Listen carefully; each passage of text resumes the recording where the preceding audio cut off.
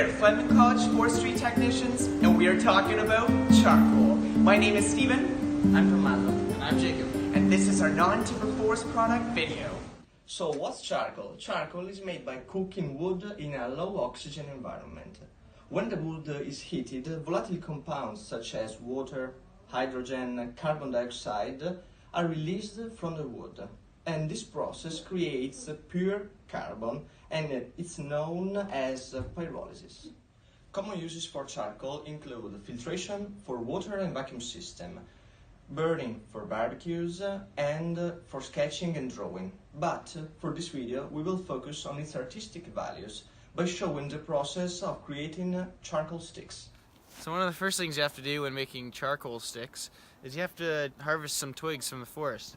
So I'm going to use Salix species here. It's a nice softer kind of wood for making charcoal sticks, and it's good to get about 1 or 2 years growth. So this epicormic growth here would be perfect. So I'm just going to snip it off. The advantage of using willow for charcoal sticks is that it can be created without using a binding agent. Therefore, it creates a softer charcoal that is much easier to erase. Once we have collected our sticks, the next step is to build a fire. Now that the fire has been built, we can now move on to getting our sticks prepared to be turned into charcoal. So what we have to do now is shave off the bark, because if the bark's left on during the process, it kind of flakes off and it doesn't turn into the proper material. Now that we shaved off all the bark, we can now fit this stick to size compared to the can. So we'll just make a quick snip right there, and perfect. Now our stick can be able to be put on the fire and inside the can. Cut the sticks to size and prep them. Stick them inside here. All you gotta do, toss it right in the fire.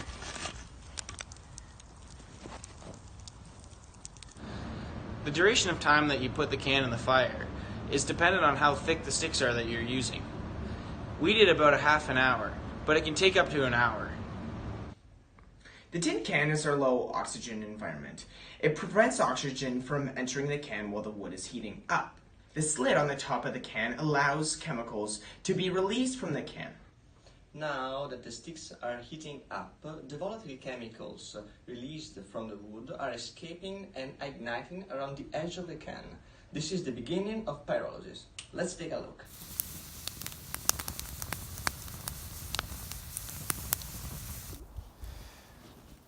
So now we take it out of the fire and we make sure we let it cool down before we open it up. 5 minutes later.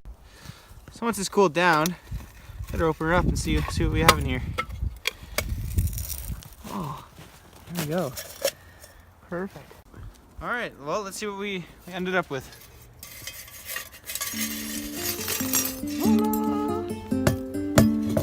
Our charcoal.